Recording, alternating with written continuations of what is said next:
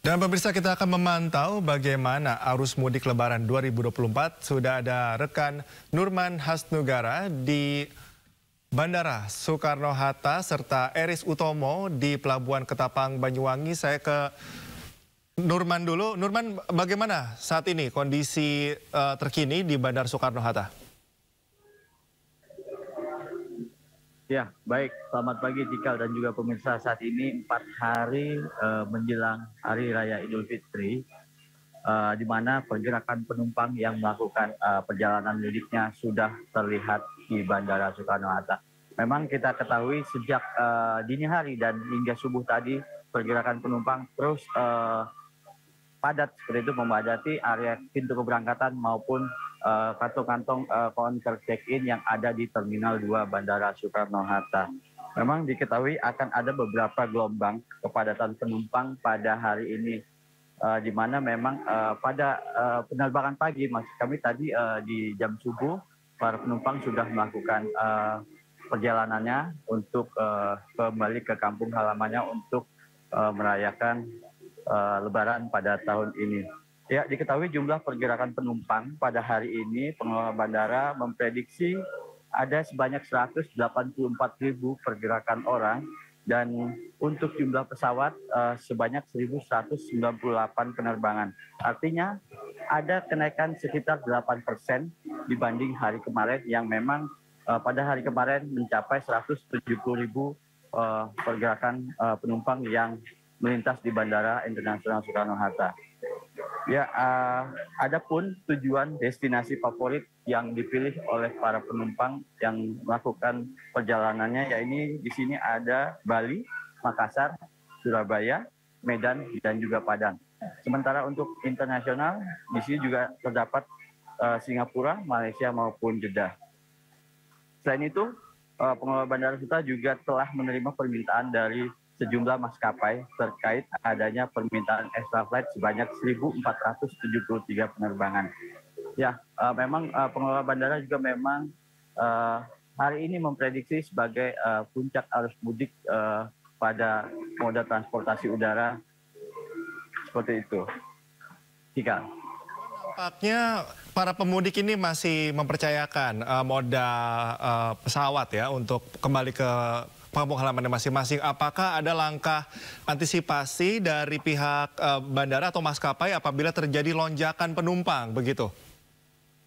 Ya, memang yang kita ketahui para penumpang ini masih meminati moda transportasi udara seperti pesawat, dikarenakan memang jauh sebelum mereka melakukan perjalanannya, mereka sudah memesan jauh-jauh hari untuk menghindari tingginya kenaikan harga tiket. Kemudian juga pihak pengelola juga menyiagakan seperti itu banyak 7.000 petugas personil gabungan, baik itu TNI, Polri maupun petugas aviation security untuk melakukan pengamanan yang ada di sekitar Bandara Internasional Soekarno-Hatta dalam melayani penumpang pada angkutan Lebaran tahun ini. Kemudian juga dalam mengurai kepadatan penumpang, pihak pengelola bekerjasama dengan pihak airline seperti itu akan membuat line-line atau antrian agar tidak terjadi penumpukan di setiap pintu masuk maupun di counter check-in. Seperti itu, Charles. Baik, Nurman, sekarang saya ke rekan Eris di Pelabuhan Ketapang, Banyuwangi. Eris, kalau tadi masyarakat masih memilih moda transportasi udara, kalau moda transportasi laut bagaimana, Eris? Apakah memang sudah menunjukkan tren peningkatan di puncak arus mudik ini, Eris? Halo, rekan Eris. Oke, sambil nampaknya kita mengalami gangguan komunikasi dengan rekan Eris, kita akan mencoba kembali menghubungi rekan Eris. Saya mau kembali ke rekan Nurman. Nurman, apakah memang selain tadi ada langkah-langkah antisipasi, kemudian apakah ada langkah pengamanan khusus misalnya dalam rangka libur Lebaran ini? Ya, jika memang langkah-langkah dalam pengamanan khusus di sini memang pihak pengelola bekerjasama dengan pihak stakeholder terkait. Mereka membuka setiap terminal, baik terminal 1, 2, dan 3, membuka posko layanan terpadu bagi masyarakat maupun penumpang yang akan melakukan perjalanannya, baik itu mereka yang akan berangkat maupun yang datang. Bagi penumpang yang memang perlu melakukan keluhan atau layanan, mereka bisa mengadu ke setiap posko yang ada di setiap terminal. Itu juga. Ya, apakah memang posko-posko tadi kita tahu bahwa posko tersebut biasanya ditempatkan di depan terminal itu. Lalu apakah memang ada fasilitas-fasilitas lebih lainnya begitu dari pihak Angkasa Pura untuk mendukung misalkan ada lansia ataukah bayi misalnya? Ya, jika memang pihak pengelola memang sudah memiliki layanan-layanan fasilitas pendukung di setiap terminalnya, baik terminal 1, 2, dan 3. Baik itu mulai dari tempat duduk bagi para lansia sudah tersedia, kemudian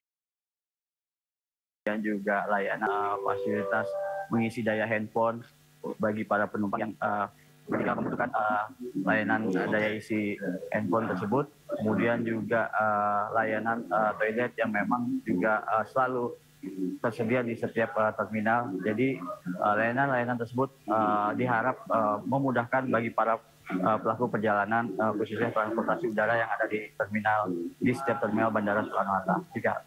Baik, kita akan kembali menyapa rekan Eris. Eris, bagaimana? Apakah memang tren penumpang atau pemudik yang menggunakan moda transportasi laut ini trennya sudah terlihat meningkat di libur Lebaran kali ini, Eris?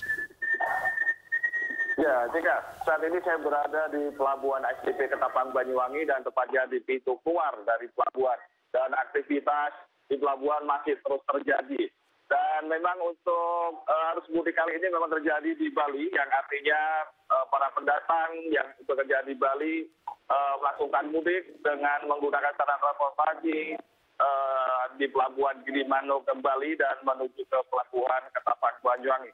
Dan hingga saat ini masih terus terjadi adanya aktivitas tersebut, dan tentunya dengan adanya peningkatan ini ya seperti yang disampaikan sesuai dengan data manifest pelabuhan, bahwasanya ada peningkatan arus dari Gilimanuk sebesar 20% dari jumlah dibandingkan dengan tahun yang sebelumnya.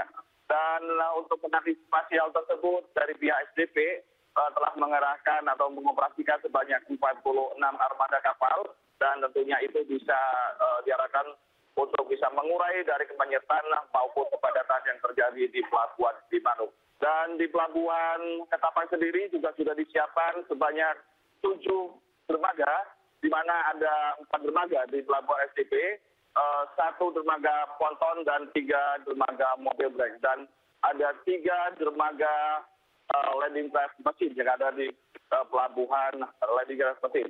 Demikian, Jika. Oke, Eris, apakah memang tren peningkatan yang sudah terlihat ini juga didukung dengan penambahan personil untuk mengatur kendaraan ataukah juga keamanan? Karena kita tahu untuk mengatur kendaraan untuk masuk ke kapal ini kan perlu pengaturan khusus begitu. Bagaimana, Eris? Ya, betul sekali. Untuk mengantisipasi terjadinya kepeningkatan pula di pelabuhan menjadi pintu masuk, dan sudah disiapkan ada sejumlah petugas baik dari pihak SDP sendiri atau pihak pelabuhan untuk mengatur jalur ataupun lalu lintas dari kendaraan. Dan tentunya juga dari sejumlah kepolisian, TNI Polri maksud saya, itu pun juga sudah disiapkan untuk menjaga kemungkinan terjadinya kejahatan yang dilakukan oleh masyarakat. Demikian.